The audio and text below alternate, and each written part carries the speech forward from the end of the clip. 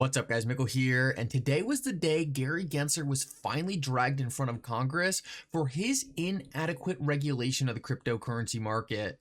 In this video, I want to share with you all the parts that you are definitely going to want to see. This thing was over 4.5 hours long, and if you did not watch the entire thing, you are extremely lucky you didn't. In this video, I'm going to break down all the highlights, all the parts that you would have actually wanted to see, and there were some very interesting parts of this congressional hearing, and even a specific question about XRP that yielded a very interesting answer. In this video, we're going to go over all the parts that you are not going to want to miss, and at the end of the video, we're going to go over an XRP price chart. It looks like XRP could be on the verge of a massive move as we await the final decision from Judge Torres.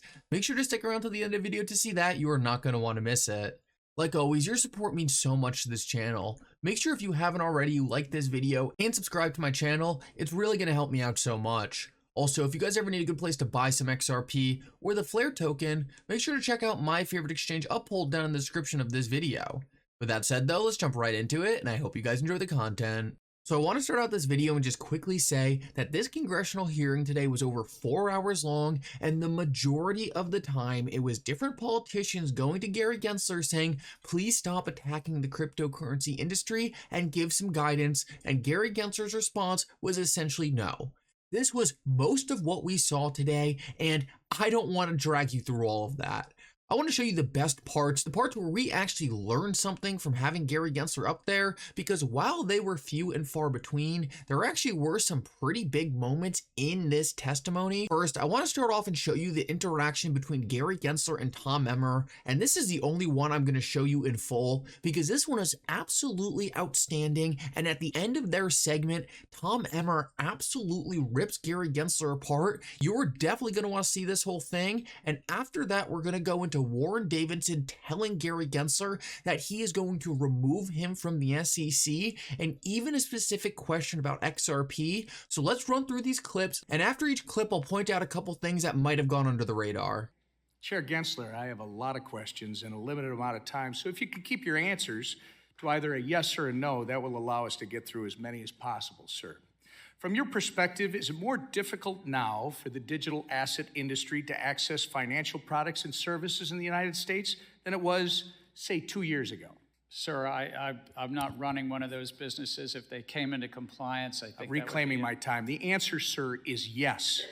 Do you think you and the SEC have had a role to play in that? I think we have a role to protect the American investor and the capital markets. And reclaiming my time, sir. You have played an obvious role in that. During your tenure at the SEC, how many rules has the SEC finalized that actually accommodate the existing regulatory framework and are specifically to the digital asset industry so the crypto market can come into compliance? It's our rule books that are on the books for years, so we have not finalized any new rule specifically with... Sir, reclaiming my time, the answer is 0. And how many enforcement actions has the SEC levied against digital asset companies during your tenure, sir? I think it's probably 40 or 50. The answer, sir, is about 55. My understanding is that the biggest crypto failure in history is probably FTX at $9 billion. Were you the chairman of the SEC when FTX collapsed? Yes. And how many times did you meet with FTX prior to their collapse?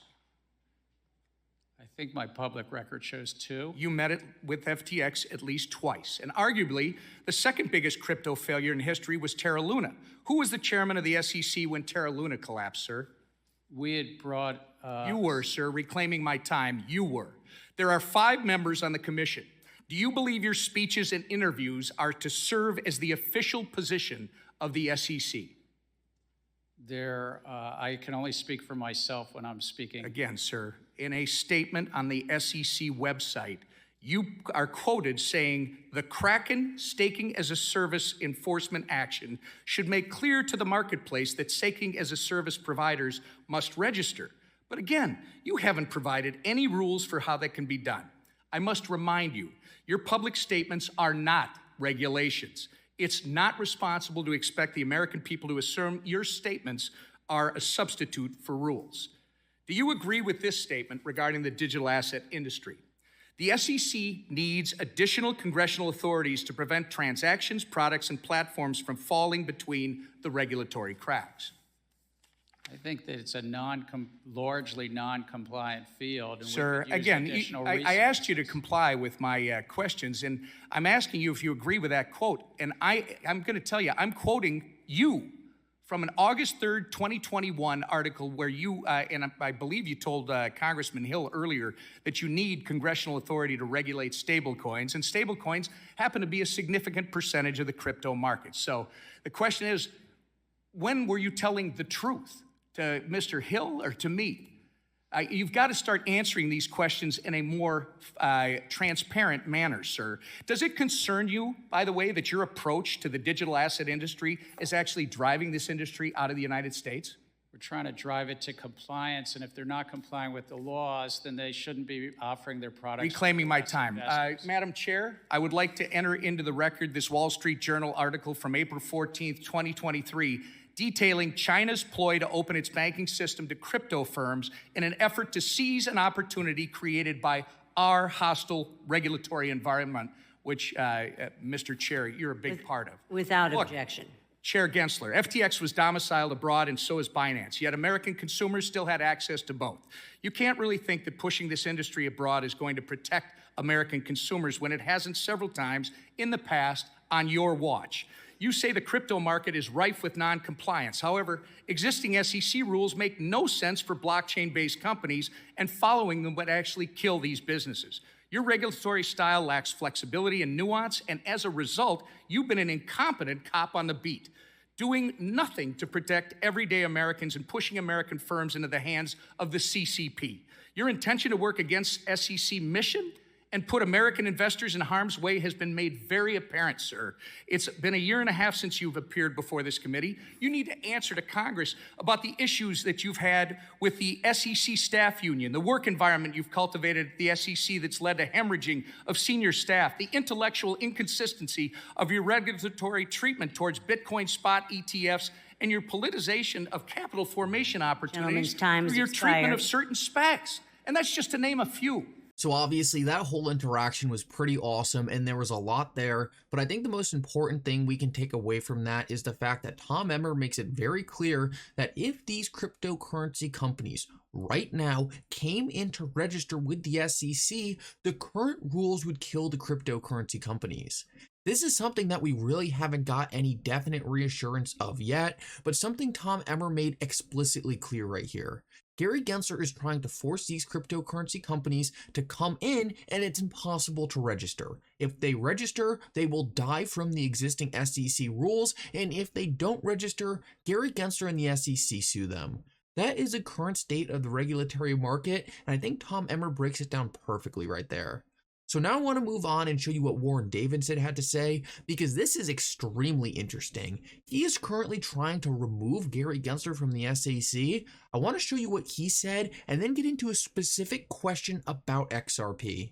Chairman Gensler, your record of failures to protect investors and abuses of power make it clear that we need to restructure the Securities and Exchange Commission. The failures are many, but let me cite some of the abuses. You average more than 2 rules proposals a month. You provide inappropriately short comment periods. You have unworkable and unlawful ESG disclosure mandates on the market. You have essentially a Hotel California rule for crypto where you can check in anytime you like, but you can never leave. You have endless discovery with no resolution and no clarity for the captives in the market.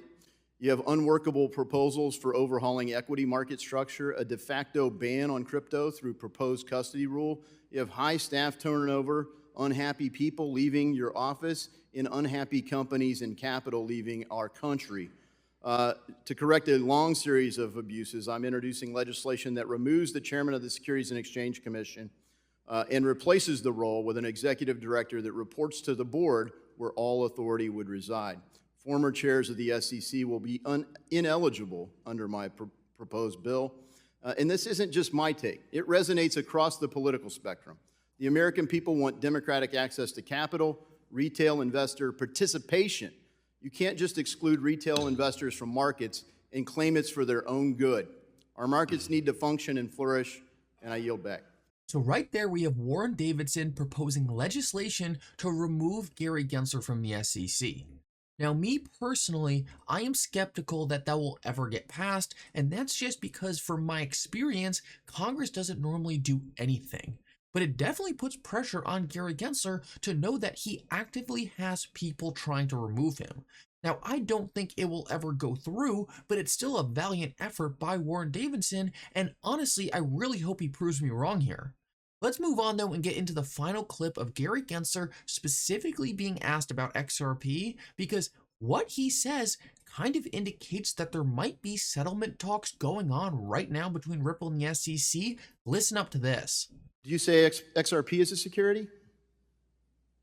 Well, we're in court and active discussions and litigation on that. So right here we see Gary Gensler say that he is in active litigation against Ripple, but not only that he's in active litigation, but there is also active discussion. So it sounds like to me, unless that was a slip up by Gary Gensler, and he's under oath here, so he is choosing his words very carefully, that there are ongoing settlement talks between Ripple and the SEC. Now that doesn't mean there is going to be a settlement. Who knows what Gary Gensler is willing to give up? Clearly, Ripple wants clear wording from the SEC that XRP is not a security, and I'm just not sure if the SEC is going to be willing to give them that. Right now, we are potentially days to weeks away from a ruling from Judge Torres. Obviously, it could be max maybe 2 months.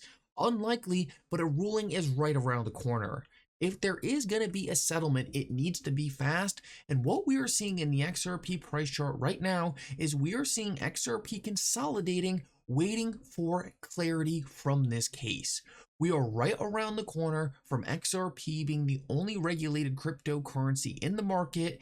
Gary Gensler is not going to be able to touch it, and we could potentially be right around the corner from one of the most massive bullish events in all of crypto. Hold on tight, we are very close. It looks like to me Gary Gensler is on a very short leash, and hopefully it's only a matter of time before XRP has the clarity we've all been waiting for. Anyway, with that said, I hope you guys enjoyed the video. Make sure to like and subscribe if you haven't already, and for now, Mickle out.